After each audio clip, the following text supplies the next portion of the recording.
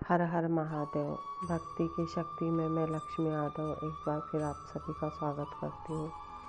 दोस्तों, मेरे पापा का देहांत होने के कारण से मैं ये वीडियो लेट से डाल रही हूँ। उसी चीज़ के लिए मैं आप सभी से क्षमा चाहती हूँ। दोस्तों, मैंने अगले वीडियो में आपसे यही कहा था, बताया था कि दोस्तों जब उस आदमी का एक्सीडेंट हुआ तो उसको हॉस्पिटल लेकर गए। सभी परिवार वालों को सूचना मिली। जो उसकी पत्नी थी उसका बड़ा बुरा हाल हुआ। वो घबरा गई थी कि पता नहीं मेरे पति के साथ क्या हुआ क्या नहीं हुआ। घबराने का कारण ये भी था दोस्तों, क्योंकि वो अपने मायके में थी और उसका पति उसको लेने उसके मायके आ रहा था।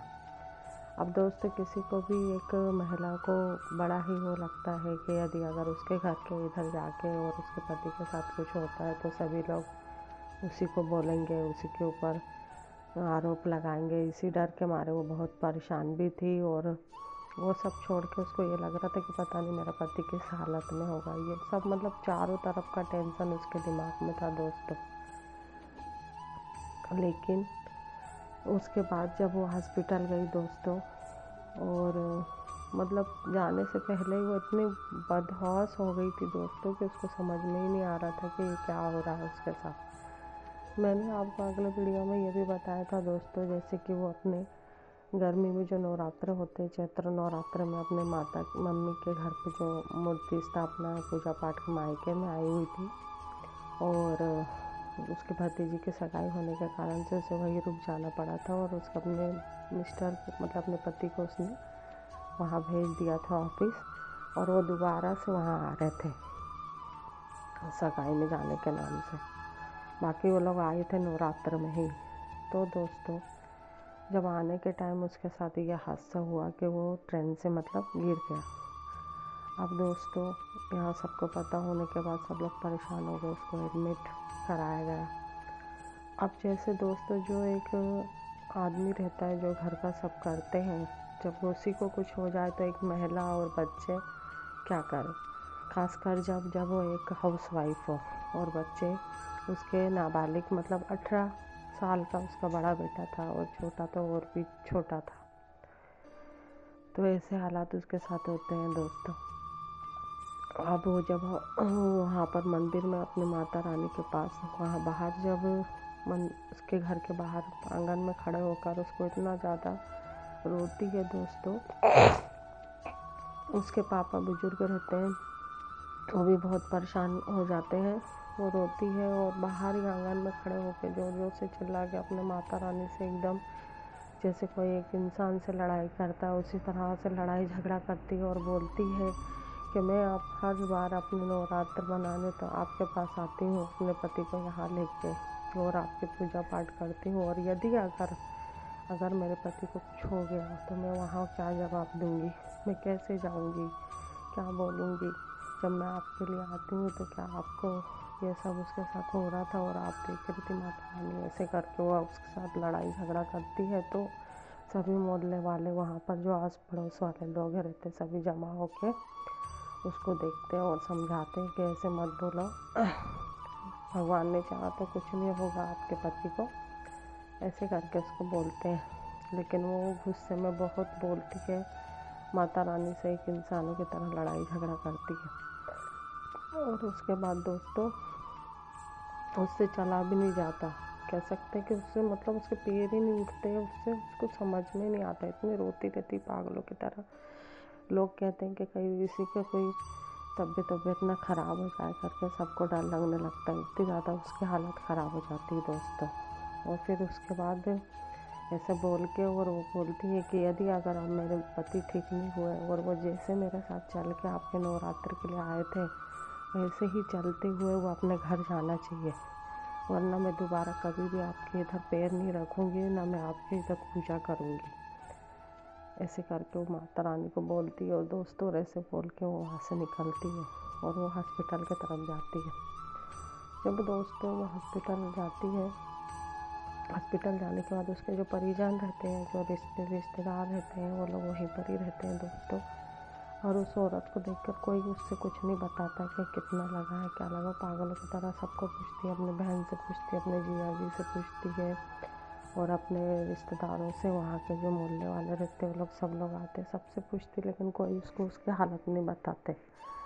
और उसके बाद वो देखती कि उसके बाद उसको एक चेयर, मतलब एक बड़ा सा जो रहता है व्हील चेयर क्या बोलते हैं, उस पर उसके मिस्टर को लाया जाता है लिटा के। मैं बोल नहीं पा रही हूँ दोस्तों, तो उसके लिए मुझे क्षमा करिएगा। तो उसको जब ले जाते हैं वो देखती है वो, तो वो पूरा खून से लथपथ रहता है दोस्तों। समझ में नहीं आता है कि उसके सर में लगी है कि उसके मुंह में लगी, कहाँ लगी, कुछ समझ में नहीं आता। बस वो दर्द से कराहता रहता है और उसके दर्द से कराहता रहता है और खून से पूरा वो भरा रहता है, जिस पे भी मतलब लेटाते हैं मरीज को। तो उसको ले जाते हुए देखती है, तो वो सोचती, वो कहती है सभी को मेरे मिस्टर ठीक हो जाएंगे, मेरे पति कुछ नहीं होगा, मुझे ऐसा ही लगता है, ऐसे करके बोलती है। वो रोती है, वो पागल हो जैसी करती है।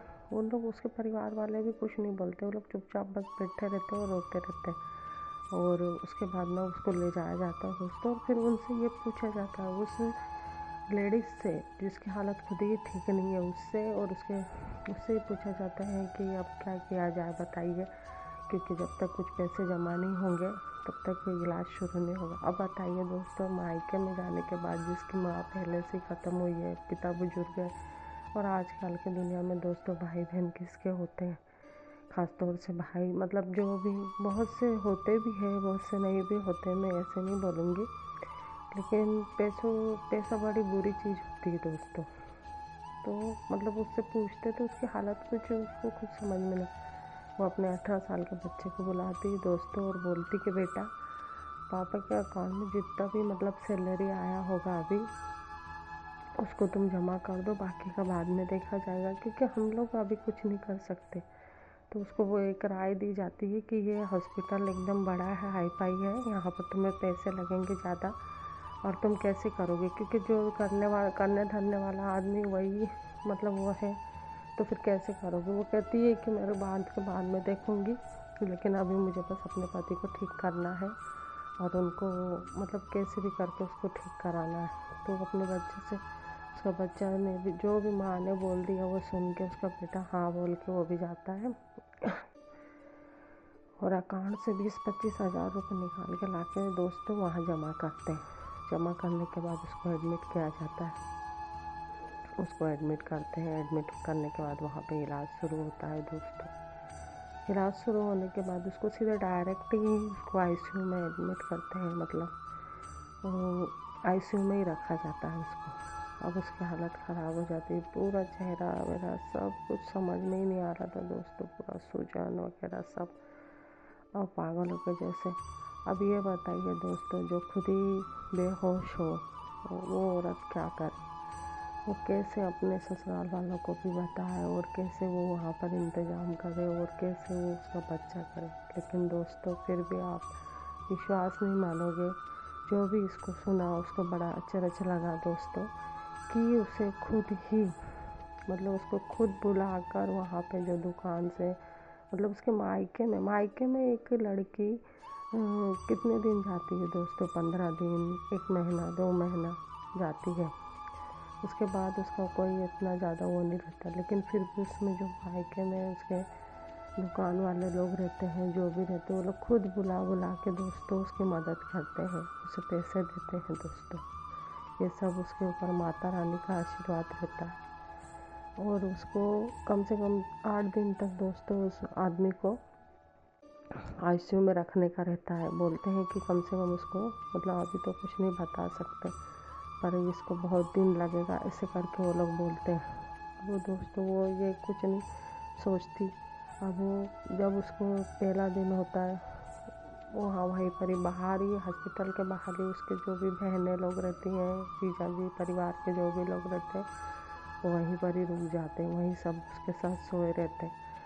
अब क्योंकि मिडिल क्लास परिवार से होने के कारण से भी दोस्तों पैसों की हेल्प भी उसकी ज़्यादा कोई कर नहीं पाता है, लेकिन बाहर वाले ही लोग उसकी मदद करते हैं।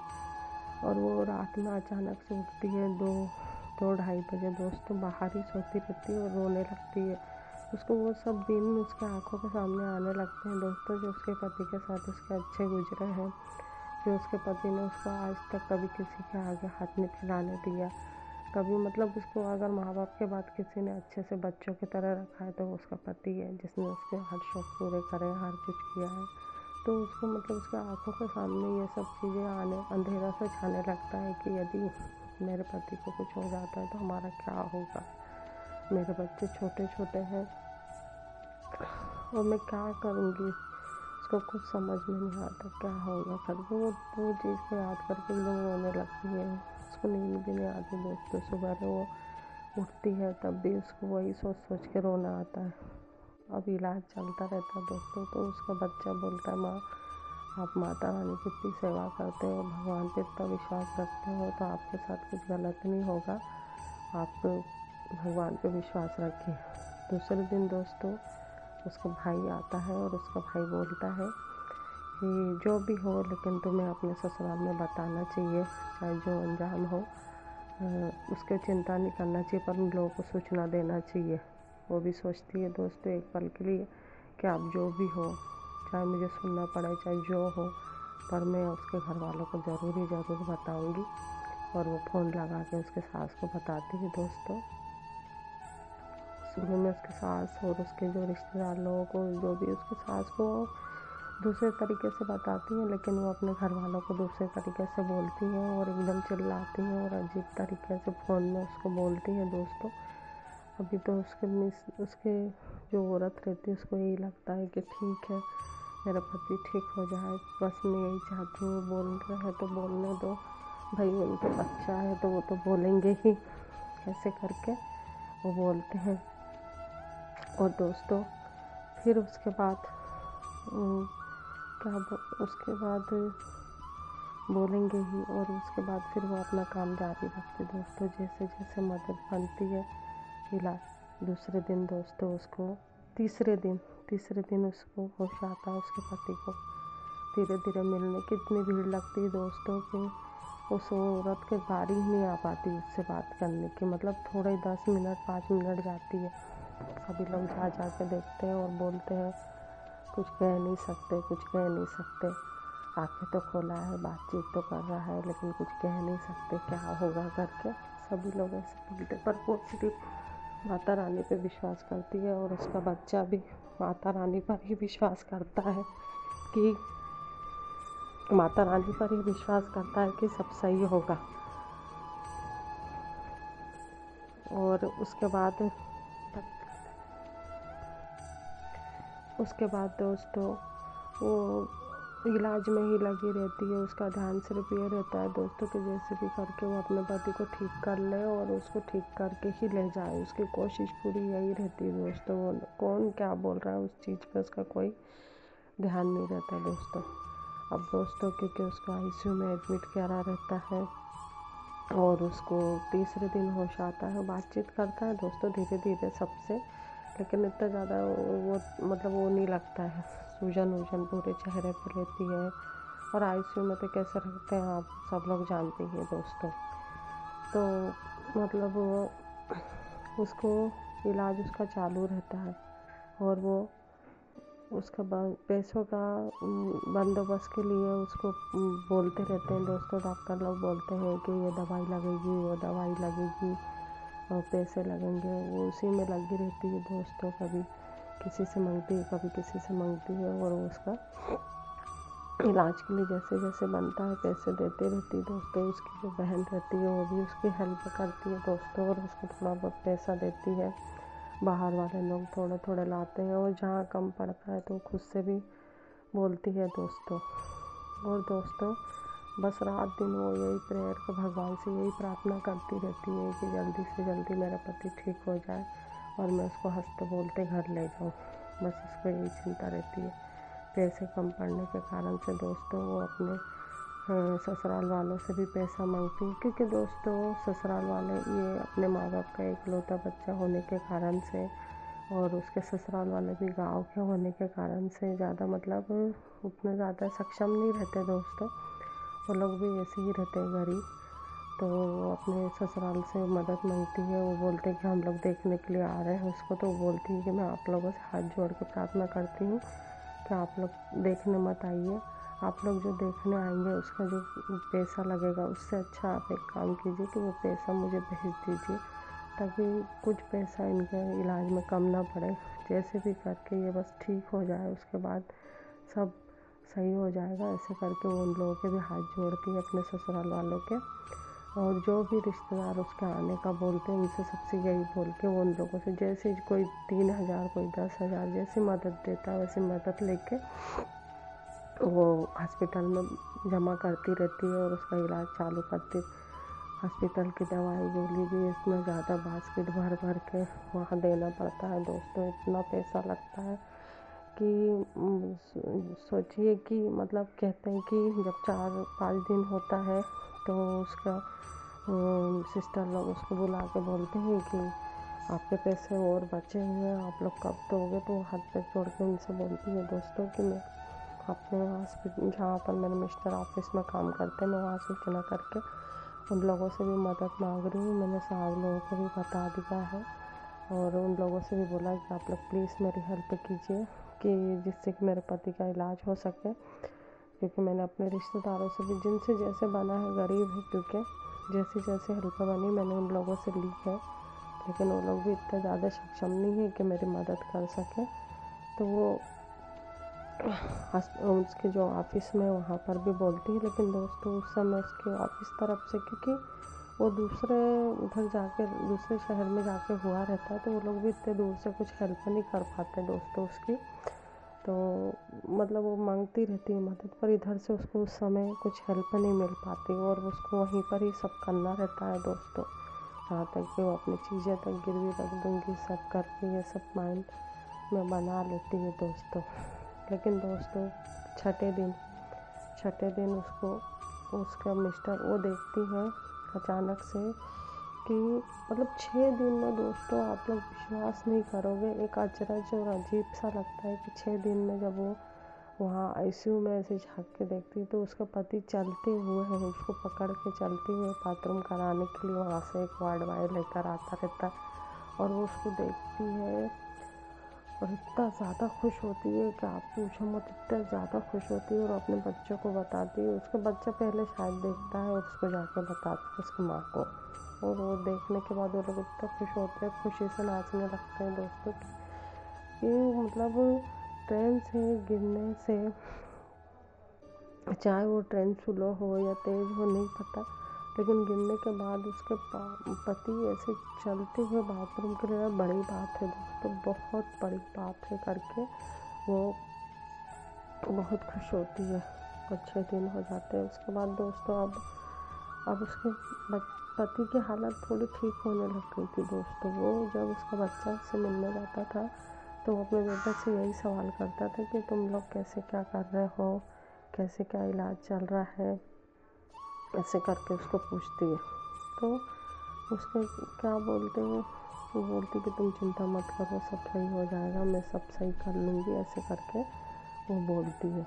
और उसका बोलते नहीं आप उनसे बोल के मेरे को दूसरे वार्ड में शिफ्ट करो, चाहे जो भी मेरा हाल हो मैं अच्छे से ठीक हूँ चाहे मत हूँ, मुझे उससे फ़र्क नहीं पड़ता, पर तुम लोग कैसे करोगे क्योंकि मैं अपना हर घर की हालत सब जानता हूँ, यहाँ से लेकर घर तक, ऐसे करके वो बोलते हैं। फिर उसके बाद वो डॉक्टर लोगों से बोलती है और कहती है कि सर मिस्टर मेरे थोड़े बहुत चलने फिरने लग गए हैं, बातचीत भी करते हैं, तो जो दवाई गोली लग रही है आप दूसरे वार्ड में शिफ्ट कर दीजिए, जिससे कि उसका इलाज भी चलता रहे और जब आप लोग बोलोगे मैं तभी उन्हें घर ले जाऊँगी, ऐसे करके वो बोलती है दोस्तों।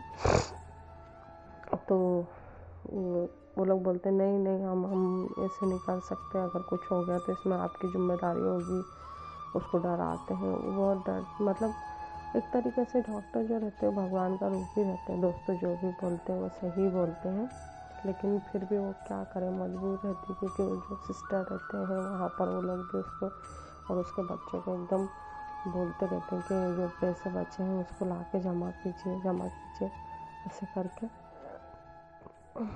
पर वही वही दोस्तों, फिर उसके बाद ना वो जैसे तैसे रिक्वेस्ट करती, 2-3 डॉक्टरों से मिलती है और बोलती है कि सर मैं अपने मायके में हूँ, मैं ससुराल में नहीं हूँ दोस्तों। डॉक्टर साहब, अगर मैं ससुराल में होती तो ये मेरी जिम्मेदारी इतनी नहीं होती जितनी अभी है। मतलब कि देखभाल तो मैं करती, लेकिन शायद सब लोग मेरी हेल्प करते, इसलिए आप भी समझ सकते हो मैं कितना ही इन लोगों से भी बोलूँगी पैसों के लिए, हर चीज़ के लिए। तो आप लोग प्लीज़ कृपा करके इनको दूसरे वार्ड में शिफ्ट कीजिए, और को जो भी दवाई वगैरह है आप उसका बराबर कीजिए, मैं उतना मैं करती रहूँगी दोस्त। डॉक्टर साहब से करके बोलते, तो उसको पूरा चेकअप वगैरह करते हैं, उसके बाद उसको देखते हैं, और उसके बाद दोस्तों उसको दूसरे वार्ड में शिफ्ट किया जाता है। अब दूसरे वार्ड में शिफ्ट किया जाता है दोस्तों, वहाँ पर भी उसका इलाज लगभग आईसीयू में 8 दिन, और उसके बाद दूसरे इसमें 2 दिन उसका इलाज चलता है। और उसके बाद दोस्तों उसका पति बोलता है कि मुझे ठीक लग रहा है, तुम दवाई ववाई लिखवा लो और मैं घर चलता हूँ घर, क्योंकि अब मेरे को नहीं लगता कि यहाँ पे रहना चाहिए, क्योंकि तुम इतना कहाँ से कर पाओगी, कैसे करोगे, मैं तुम्हारे को भी देख रहा हूँ, ऐसे करके बोलती है। पर वो बोलती नहीं, जो होगा देखा जाएगा, मैं कुछ भी करूँगी पर तुम ठीक हो जाओ अच्छे से। पर वो चिल्लाता है कि अगर तुम लोग मुझे नहीं ले चले तो मैं खुद ही चला जाऊँगा और चिल्ला चोट करने लग जाऊँगा, इस टाइप की हरकत करता है। तो फिर वो डर के मारे उसको वहाँ से छुट्टी करवाती है। और दोस्तों फिर उसके बाद उसको जैसे तैसे डॉक्टर लोगों का पूरा पैसा पेमेंट करती है इधर उधर से मांग के, और उसके बाद वो उनको लेकर जाती है।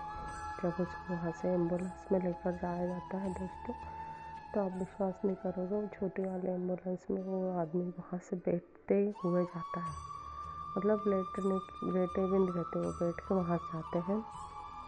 और उसके बाद वहाँ पर सभी लोग जमा हो जाते हैं, सभी लोग देखने आते हैं कि बाप रे, ट्रेन से गिरा हुआ था आदमी, पता नहीं क्या हाल होगा, देख कर आते हैं। एम्बुलेंस जब घर खाने जाती तो शायद सब लोगों की उम्मीदें टूटी रहती है कि पता नहीं किस कारण से आ रही क्या आ रही, लेकिन जब उस आदमी को वहाँ से उतरते हुए देखते हैं दोस्तों, तो सब लोग अचंभित हो जाते हैं, और एकदम सोचते हैं कि क्या ऐसा चमत्कार भी कहीं हो सकता है। और वो लोग वहाँ पर जाती है दोस्तों, उसके नज़र उतारती है, उसके बाद उसे फेंकती है। और दोस्तों जब उसको घर में लाती है तो अपने माता रानी का इतना ज़्यादा शुक्रिया करती है कि वो कहती कि जो नया जन्म है सब आप ही की वजह से माता रानी, और जो मैंने आपके लिए करा है आज तक उससे भी कहीं ऊपर आज आपने मेरे ऊपर एहसान किया है माँ, मेरे माथे पे बहुत बड़ा कलंक लगने से आपने बचाया है माँ, मेरी ज़िंदगी बर्बाद होने से आपने बचाई है माता रानी। मैं कितना शुक्रिया, मैं एक एक अपने सर के बाल के बराबर भी आपको शुक्रिया करूँ वो भी कम होगा माता रानी। जब तक मेरे पति की सांस चलेगी वो सब आपकी देन होगी। सभी देवी देवताओं का शुक्रिया करती है, उस समय सभी का स्मरण करती है जिनकी वो सेवा करती है। और उसके बाद दोस्तों वहाँ पर जो भी लेडीज़ लोग आती वो यही बोलती कि ये सब तुम्हारी सेवा भक्ति से ही हुआ है, तुम जो पूजा पाठ करती हो, जो विश्वास करती हो, और जिस टाइप से तुम्हें लड़ते हुए हमने देखा है उस दिन, क्या आपने माता रानी को कैसा बोला था कि चलते हुए मेरा पति आया था और चलते हुए ही वापस जाना चाहिए, तो माता रानी ने वही जवान रखी, आज तुम्हारा पति चल रहा है, नहीं तो ऐसा कभी होता ही नहीं है, ऐसा हमने कहीं सुना ही नहीं है कि कोई आदमी ट्रेन से गिरा हो और वो सही सलामत हो। ये तो बहुत बड़ी बात है, इसे कोई चमत्कार ही कह सकते हैं। तो दोस्तों ऐसे करके उसको सब लोग बोलते हैं कि ये सब तुम्हारे पूजा पाठ और भक्ति का नतीजा है और विश्वास जो तुमने माता रानी को दिखाया। सही बात है दोस्तों कि अगर कोई अपना सब समय और अपना समय भगवान को दे, अपनी भक्ति करे, तो उनको भी समय निकाल के उसके लिए आना पड़ता है दोस्तों, और वो हंसते खेलते अपने परिवार के साथ वापस आते। हाँ वो बात है दोस्तों अलग है कि उस चीज़ के लिए उसको हमेशा से सुनना पड़ा है अपने सास से, लेकिन उसको उसका गम नहीं है दोस्तों, क्योंकि वो जैसे उसको लेकर गई वैसे ही उसको ला के छोड़ा और चलते हुए आए, वो बड़ी बात है, बहुत बड़ी बात है दोस्तों। तो दोस्तों आज का जो ये मेरा कहानी था, ये जो सत्य घटना थी, जो भी अनुभव कह सकते हैं, कथा कह सकते हैं, कहानी कह सकते हैं, तो जो मैंने आप लोगों के सामने लाया ये बहुत ही चमत्कार ही कह सकते हैं इसको, माता का, और आशीर्वाद ही कह सकते हैं दोस्तों। तो जब हम भगवान के लिए समय निकालते हैं तो उसको भी हमारे लिए समय निकालना पड़ता है। मैं यही कहूँगी दोस्तों कि ज़िंदगी जब तक है, इंसान को पूरे रात दिन में से एक टाइम तो हमें भगवान के लिए कम से कम 10-15 मिनट हमको देना चाहिए दोस्तों, कि जिस टाइप से हमारे ऊपर जब संकट आए तो वो भी हमारे लिए आए। और हमें विश्वास कभी खोना नहीं चाहिए, क्योंकि यदि हम कुछ नौकरी भी करते हैं तो उसका भी सैलरी देना भगवान साहब का काम होता है। उसी तरह से ये रहता है दोस्तों कि अगर हम भगवान के लिए समय देंगे तो उसको हमारे लिए आना ही पड़ेगा। हमें अब कभी भी विश्वास नहीं खोना चाहिए दोस्तों। यही सब आज जो अनुभव था, यही सब आप लोगों के सामने लाना चाहती थी। तो अगर आप लोगों को मेरा ये अनुभव अच्छा लगा, ये कहानी अच्छी लगी और सच्ची लगी, तो प्लीज़ आप लोग मेरे चैनल को लाइक शेयर सब्सक्राइब कीजिएगा। और जिनकी ने मेरे चैनल को लाइक शेयर सब्सक्राइब किया, उन सभी को मैं दिल से धन्यवाद देती हूँ दोस्तों। ऐसे ही मुझे आगे बढ़ाइए। धन्यवाद। जय माता दी। राधे राधे।